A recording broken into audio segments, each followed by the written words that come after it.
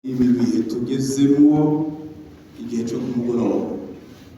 Reka dusome ijambo ry'Imana ariya mu cete ca mbere Pawulo yandikiye ishengero ry'Ikorinto igice ca 12. Turaja gusoma duhereye kuri uriya murongo wa 27. Turaja gusoma umurongo wonyene urupapuro rw'196 muri aba bafise ibira tumaranye iminsi.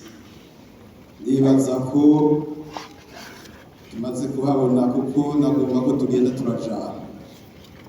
Ijambo ry'Imana riravuga ngo namwe muri umubiri wa Kristo kandi umuntu wese wo muri mwebwe n'urugingo rwawe. Yesu nashimwe. Twumvise abatari bake mu ndirimbo bariko baratwibutsa ibya Noheli. Noheli itubwira igihe Yesu yavuka, ariko ijambo Imana yampaye ngomba kutuvugana ko muri kino gitondo, ngomba twibukanye ivy'Imana yakoreye ishengero, kuko yatugize kuba umubiri wa Kristo Yesu.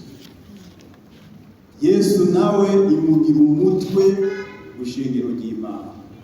Ico nico rero numvise mu mutima wanjye ngomba ko twibuka.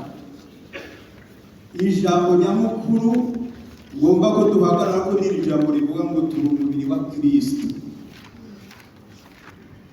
Ijambo ry'Imana dusomye hano turabonye ingene ritubwira ko turi umubiri wa Kristo kandi umwe wese wo muri twebwe n'urugingo rwawe.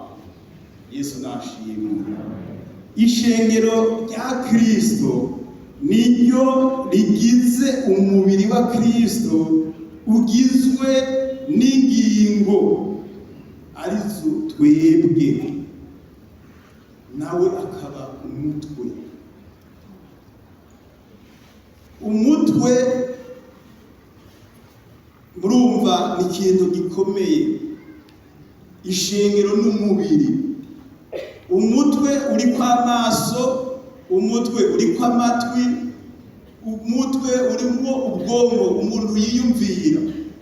Murumva ni ikintu gikomeye Imana yadukoreye.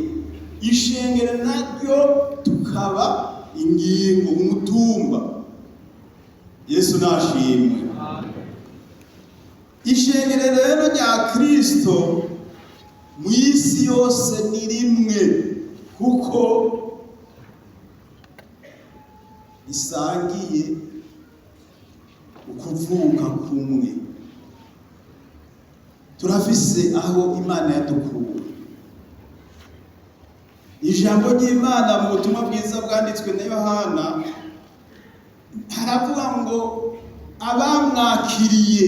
abakiriye umwami Yesu yabahaye ububasha bwo gucika abana b'Imana. Aca tugira umwe muri Kristo Yesu. Rero ishengero ry'Imana turakwiye kwiyeza, kuko umutwe nawo urejejwe. Reka turabe amajambo y'Imana hariya inyuma gatonya dusome ico ijambo ry'Imana ritubwira muri kiya cete Pawulo yandikiye Abanyefeso. Murabe kuri 4 turasoma duhereye hajya ku murongo wa 1. Abanyefeso igice ca 4 dusome hariya ku murongo wa 1 turageza ku murongo wa 6. Amajana 219 mu isezerano risha aravuga ngo nico gitumye mbinginga jewe imbohe y'umwami wacu ngo mugende uko bibereye ihamagagwa mwahamagawe, mwiyoroheje rwose, mufise ubugwaneza, mwihangana, mubabariranira muri mu rukundo, mushishikara dushishikaye kuzigamisha ubumwe buva kuri muheru umugozi w'amahoro. Hari umubiri umwe na muhemu umwe, nk'uko kandi mwahamagariwe icizigiro kimwe c'ihamagarwa ryanyu.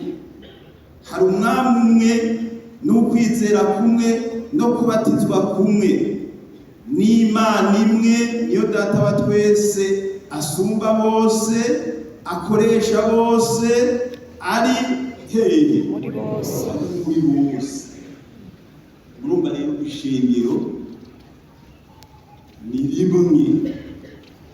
Zingurura imbere gatonya naho nyene tuharabe aha muri kiriya gice ca kane,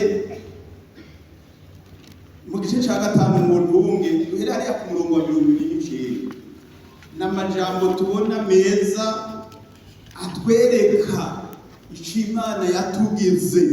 Uno munsi abantu benshi bariko baribagira.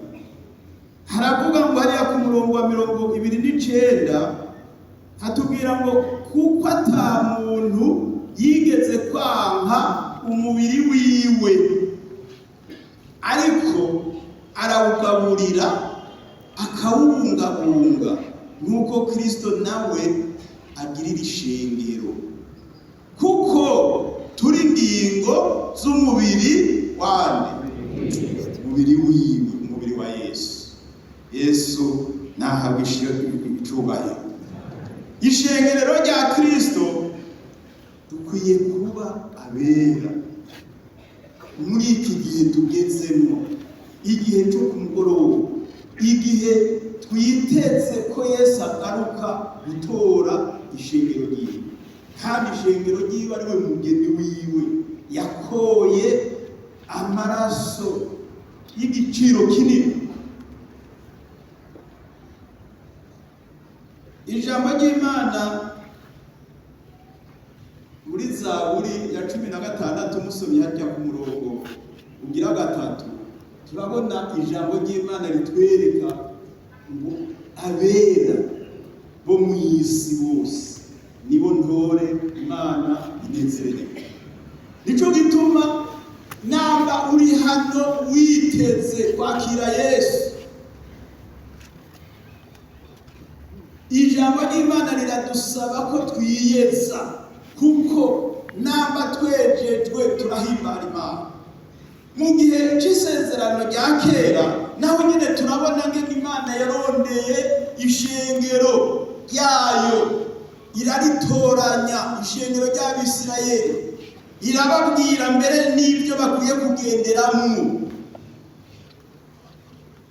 Musomye hariya muri kiriya gitabo c'Abalewi, nitwirirwa turahasoma 20-23 turabona ico Imana yababwiye. Irababwira ngo muze mumbere abera nk'uko nanje nduwera, ngo kandi n'abatandukanije n'ayandi mahanga, ngo kugira ngo mube abanje. Urumva ngene Imana idukunda, hari ahantu yaradukuye mu yandi mahanga, iradukura mu isi kugira ngo tube abari. Yesu nashimwe. Nagira ngo turabire hamwe rero iri shengero ry'Ikorinto mbega ryari rimeze gute. Reka dusome hariya muri kirya cete ca mbere twatanguriyemo, cete ca mbere candikiwe iri shengero ry'Ikorinto. Turaja gusoma igice ca mbere duhere ku murongo wa 10 turaja kugeza ku murongo wa 13. Aya majambo tuja gusoma hano n'amajambo Pawulo yari ariko arababwira. Iri shengero ry'Ikorinto kandi ishengero gitunze muri byose, mu buryo bw'umubiri no mu buryo bw'imihero. Mugabo hari ikintu kibi cababaje Imana ryakoze, yiciyemo amacakubiri, ryongera ryicamwo ibice. Kandi icyo kintu cyarababaje Imana.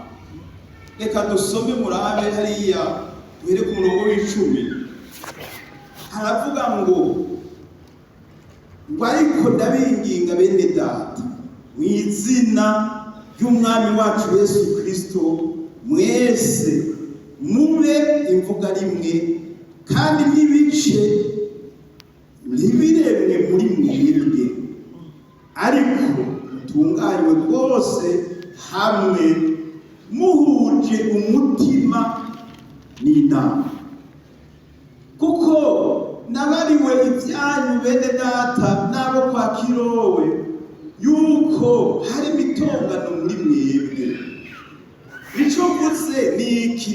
Yuko umuntu wese muri mwebwe avuga ati jewe ndi wa Pawulo, uwundi ati jewe ndi wa Apolo, uwundi ati jewe ndi wa Kefa, uwundi ati jewe ndi wa Kristo. Mbega Kristo aragabanijwemo ibice? Pawulo yarababambiwe canke mwabatirijwe mu izina rya Pawulo? Mana nidufashe. Murumva aya majambo yarababaje Imana, kandi aya majambo yabwirwa b'i Korinto. Uno munsi ntariko abwirwa b'i Korinto, ariko abwirwa ishengero ryo kunahana. Hari umuntu ashobora kuvuga ngo byari iby'i Korinto. Uno munsi ijambo ry'Imana ririko riravugwa mu ishengero ry'Imana ryo kunahana, ririko rirabwirwa wewe na jewe. Uno munsi abantu benshi barafise ba Pawulo na ba Kefa na ba Apolo mu mitima yabo. Ikibazo, mbega turi aba Pawulo canke turi aba Apolo canke turi aba Kefa? Mbega ijambo ry'Imana twumvise, mbega Pawulo canke Kefa canke Apolo baratubambiwe? Ico ni ikibazo umuntu ukwiye kwibaza uri hano.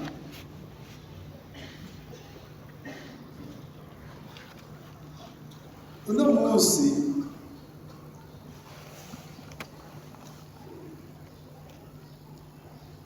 Pawulo na Kefa yari n'izina bise Petero. Murumva zari intumwa, Pawulo, Kefa na Apolo. Murazi Apolo ingene yashitse akigisha, ariko agahura na Akwila na Prisikila bakamufasha bataravye ibyo yavuze. Uno munsi mu ishengero ry'Imana uwo kwihenda gatonya, nibaza ko ba Prisikila na Akwila bari bake, baca bandika akantu gatonya gusa. Mana dufashe. Amen. Ariko bo bari bafise umutima w'urukundo, bari bamwe, bari bazi ko bagize umubiri wa Kristo. None mbega uno munsi turi ingingo z'umubiri wa Pawulo canke Kefa canke Apolo, canke turi ingingo zigize umubiri wa Kristo? Subira inyuma gatonya ngaha murabe. Aha tubona ijambo ry'Imana rivuga ngo uwundi ati jeho ndi wa Kefa, uwundi ati jeho ndi wa Kristo. Mbega uno munsi tweho turabande? Yesu natufashe. Mbega ishengero ry'Imana abari bwahindane n'abari hanze, mbega uno munsi muvuga ko murabande? Yesu nashimwe. Turaba Kristo kuko niwe yatubambiwe, niwe yatwikorereye imitwaro. Ariko uno munsi ikibazo umuntu afise, abantu usanga bariko barapfa abantu. Ariko reka turabe ishengero ry'Imana ko dukwiye kumenya. Murabe hariya muri kiriya gitabo aha nyene twasomye, inyuma gatonya icete ca mbere Pawulo yandikiye iri shengero y'Ikorinto niho tuguma cane turasoma gatatu duhere hariya ku murongo wa 21 murambe ijambo ry'Imana ritwereka ingene dukwiye kumera.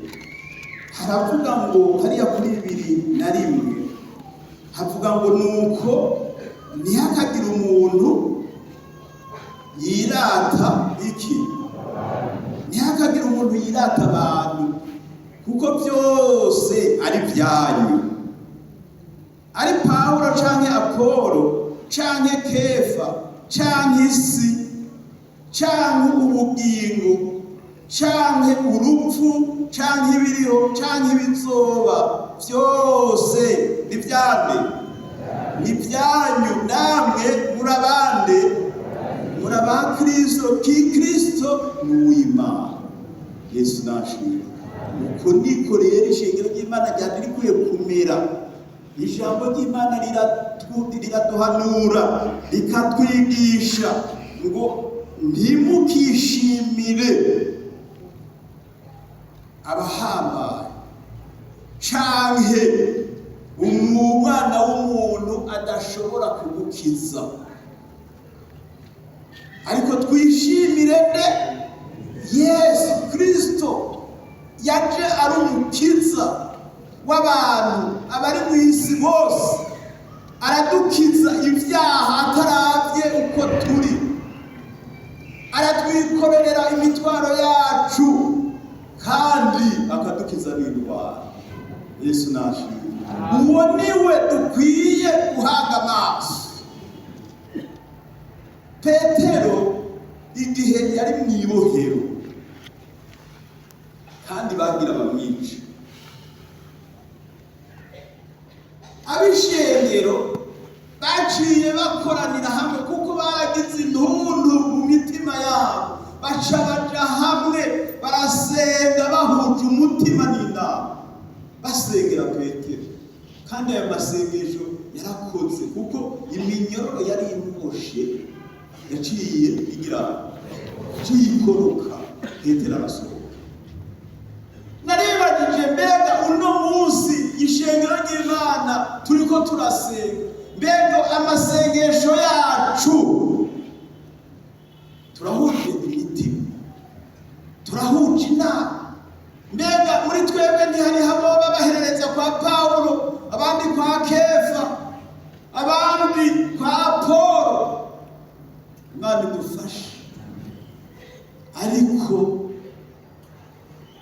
nagira ndabafitiye ubutumwa bwiza muri kino gitondo, dusenge amasengesho yacu yerekeye mu ijuru ku Mana Data wa twese, kuri Yesu yemeye akatwikorera imitwaro akaduhindura ubwami. Erega mu isezerano risha turafise uko yatugize. Musomye muri kiya gice ca mbere ca Petero kiya cete yanditse musomye ariya mu gice ca kabiri ku murongo w'icenda, turabona ijambo ry'Imana ritubwira ngo ariko mweho twebwe, niko ijambo ry'Imana rivuga ngo muri ubwoko bwatoranijwe nani, bwatoranijwe nani n'Imana, ngo dukoraniye kuba abami n'abaherezi. Hari ikintu rero gihambaye Imana yacivuga ngo turi inyego yiharije. Urumva inyego yiharije, nta kintu na kimwe kiriho gishobora gukora ku ishengero ry'Imana.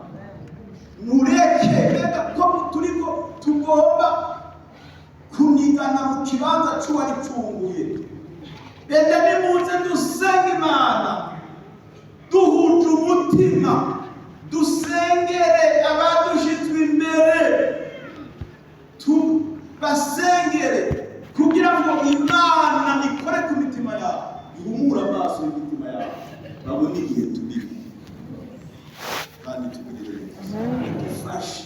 Iki gihe si igihe cyo gusamara, ni igihe cyo kwiyegereza Imana, ni igihe cyo gusenga. si igihe cyo kuja ku marezo sosiyo. Uno munsi abantu barataye igicaniro cyabo kirazima, ntibagisenga. Amaso yabo ari ku marezo sosiyo, urutoki ruriko ruranyereza gusa, ntaco bakuramo. Ingorane n'ibibazo. Ariko nimuze dusubire tudomeke igicaniro, dusenge, tuje imbere y'Imana, turekenye n'ishengero, amadira ishengero.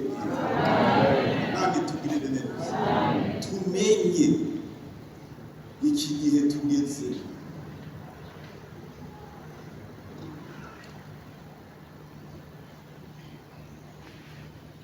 Iyo turiko turaririmba, hariho indirimbo je ndayikunda, ijya ndirimbo y'Ijana n'Umunani, hariho ibice bibiri, kiriya gice ca kabiri n'icya gatatu. Murabona amajambo yayo turakunda kuyaririmba, ariko kenshi nitwibaza iyo ndirimbo turiko turaririmba. Kuri kiriya gice ca kabiri havuga ngo je ndi umukristo, umva ubwo buntu narakijijwe nk'ugwa hehe. Murumva ubwo buntu twagira. Ariko uno munsi turiko turabisubiramo. Erega hari aho umuntu yibaza ngo ibicumuro n'ugusambana, ibicumuro umuntu arashobora kwica adakoresheje igipanga cyangwa ngo akoresheje bijya bakoresha mu kwica abantu. Ariko amajambo umuntu avuga akica umuntu nawe. Je ndi umukristo. Murabe ijya ndirimbo, abafise ibitabo by'indirimbo. Je ndi umukristo, narakijijwe mu byaha. Je ndi umukristo naho noterwa n'amarushwa, nkaja mu ntambara. Umugabisha wanje ninde? N'Umwami Yesu. Wa mutwe w'umubiri w'ishengero niwe azotubanirira mu marushanwa turimo, n'ibyo turiko turacamo. Hajya kuri gatatu naho haca havuga ngo je ndi umukristo, ndi umwambukira, ndakobeje mu rugendo rwawe. Mbega uno munsi wewe urakobeje canke uri muri ibyo biriko biradusamaza, bisamaza ishengero? Ngo ndakobeje mu rugendo rwanje, ivyino mu isi ngizere ndabihinyuye, sigaye ndondera ivyahera. Reka turondere ibyo mw'ijuru, niyo turiko turaja. Twebwe iwacu ni hehe? Ni mw'ijuru. Niho twiteze umukiza wacu ko azogira ko azopfa. Enda nimuze twitegure, tuje hamwe, duhuze umutima, dusenge kugira ngo tuze tubane nyakubana mu bwami bw'ijuru. Mana itugirire neza, idufashe. Iki gihe tugezemwo tukimenye. Satani agerageza uburyo bwose, aca mu nzira zose, aracaha akabona ntibikunda, akarondera ahandi. Ariko natwe mu gusenga dusaba Imana idufashe, iduhe ubwenge buva mu ijuru. Uno munsi abantu bize, sindiko ndakengera bize, kwiga ni byiza kandi bifise ikimazi, ariko ni wige ushize imbere wakuriwe, ugiye yaguhaye ubwo bwenge.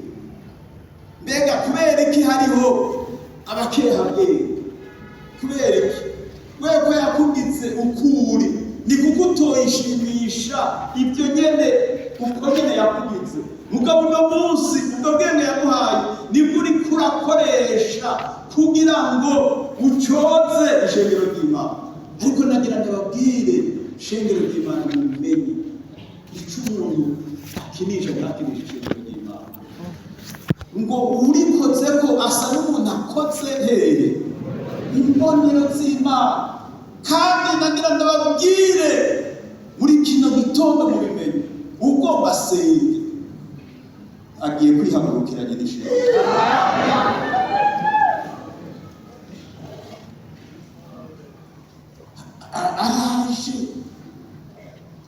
iki? Ishengero yaguze agasesa amaraso. Mbega murazi imibabaro Yesu yaciyemo kugira ngo dushike aho turi uno munsi? Sinzi ko murabona bamukubita bamyora amaraso aseseka bamwambika urukore rw'amahwa, hazogira umuntu abipima n'imwe arabe kubishoboka azobikore, ariko ngo ntiyigeze akurako n'umunwa kugira ngo ishengero ry'Imana ripfuke niwe naryo uno munsi. None umuntu Imana iramuzaturira akantu gatonya agaca yigira ikintu cy'igihangange. Wibuke ko uri umuntu, ikintu gihambaye nuko woba umuntu arimo Yesu, kuko Yesu niwe rutare. Kandi ngo inzu yacu ntigwa iyo twubatse kuri Yesu, naho ibihuhuta byoza, naho imiyaga yoza, naho isegenya yoza, tuzoguma duhagaze kugeza umunsi azoza akatujana. Imana nitugirire neza. Pawulo ari ijambo yabwiye ishengero ry'i Roma, abonye ibitagenda neza arababwira ati mwemerane nk'uko Kristo nawe yabemeye, kugira ngo Imana igire ishimishwe. Ayo majambo yayandikiye ishengero ry'i Roma, muzoyasoma 15 ku murongo w'indwi. Arababwira ati nimwemerane, mbega uno munsi muriko muraraba, mbega turemerana? Reka ndakubwira bazomwishoranye uti mbega uranyemera? Ntacyo kibonana. Reka utyatire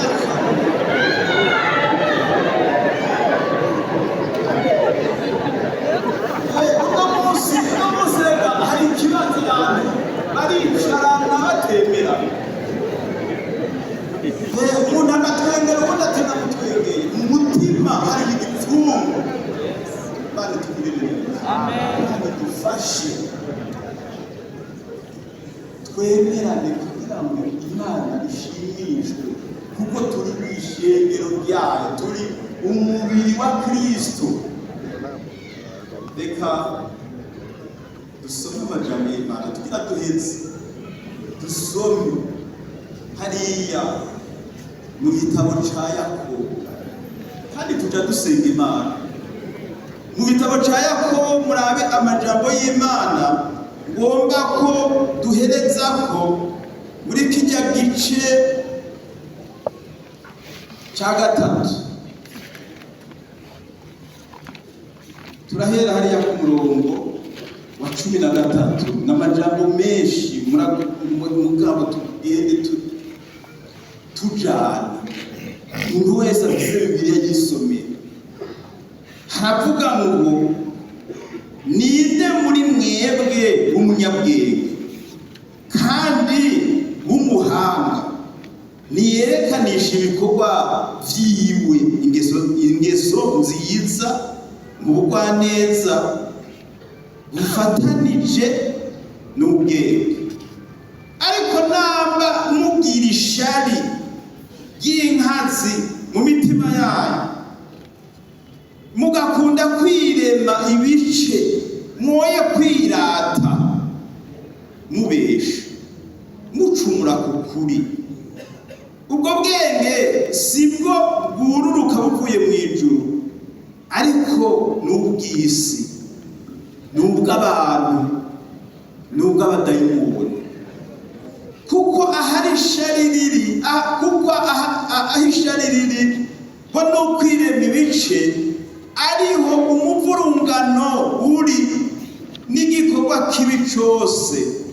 Ariko ubwenge buva mu ijuru, irya mbere buratunganye kandi n'ubw'amahoro, burengenga, bukunda kubwirwa inama, bwuzuye imbabazi n'imbuto nziza, ntibukekeranya ntibugira uburyarya, kandi imbuto zo kugororoka zibibwa mu mahoro n'abagirana. Imana idufashe. Iki gihe kiragoye bene data. Uno munsi mbega ubwo bwenge mubona bwaroye hehe? Ubwenge bw'ingenga, ubwenge butagira ishari. Uno munsi ikintu kiravugwa ugacumiye ngo sinzi ko murabona ingunguru yikorotse ahantu itembaga rwamuruca ruca hejuru. Ubwenge bw'abadayimoni. Nimuze shengero ry'Imana dusaba Imana iduha ubwenge buva ku Mana. Ubwenge twumvise hano bari ubwenge buva mu ijuru rya mbere ngo uratunganye. Cyo ni cyambere n'ubw'amahoro burengenga. Uno munsi umuntu akoze akantu baratembagaza kugira batembagaze inkungu, ariko tukibagira ko tugize umubiri umwe nande. Mbega niko biri? Mbega uwo muntu mwicaranye n'urugingo rwawe, mbega urugingo rumwe iyo rubabaye izindi ngingo ziratwenga. Imana idufashe tubabarane, kuko ijambo ry'Imana ni kuri twe. Nitwababarana tugakundana, ibi bihuhusi biriko biraba tuzobura iyo byagiye. Imana itugirire neza. Dusenge Imana. Uriko urasenga, usengera ishingiro ry'Imana, usengera abakozi b'Imana, usengera abadushizwe imbere. Nituriho kugira duce imanza, hariho uzoca imanza. Imana itugirire neza. Reka dusenge Imana, twunamike amaso yacu ndahije. Umuntu wese arafise icyo ushobora kubwira Imana. Urazi ibyo umaze iminsi uvuga, urazi ibirunze mu mutwe wawe no mu mutima. Iyi saha ni iyawe kugira ngo uruhuke muri kino gitondo. Yesu ari hano, ariko aragendagenda mu ishengero ryiwe. Ariko aragenda. Nimuze unamika amaso, musenge Imana, muyisengere. Utarabyo wicaranye, utarabyo muri kumwe, baza umutima wawe ibyo umaze iminsi. Mbega ingingo zawe no munsi zikora gute? Ururimi rwawe ruvuga ibiki? Intoki zawe zandika ibiki? Umwanya wawe muri kino gitondo kugira ngo Imana itwuhagire, itweze. Umuntu ntataha uko yaje, kandi wagira ubuntu ukaba mu ngoro y'Imana. Nimushishikare muze, abakozi b'Imana barabafasha. Muze dusenge Imana, tubasengere. Ishengero ry'Imana ribe iry'Imana, ishengero ryera ritagira agasembwa, ishengero ryiteguriye kwakira Umwami Yesu, twumva inzamba tukamusanganira mu kirere. Kaze mushishikare muza, imyanya iracari.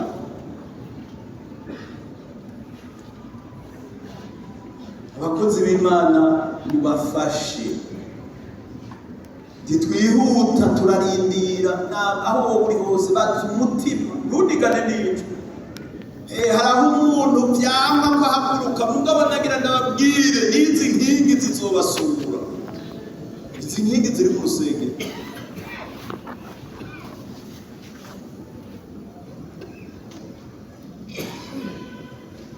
Tugira dusenge rero, waturire Yesu bijya byose umazemo iminsi, akuruhure.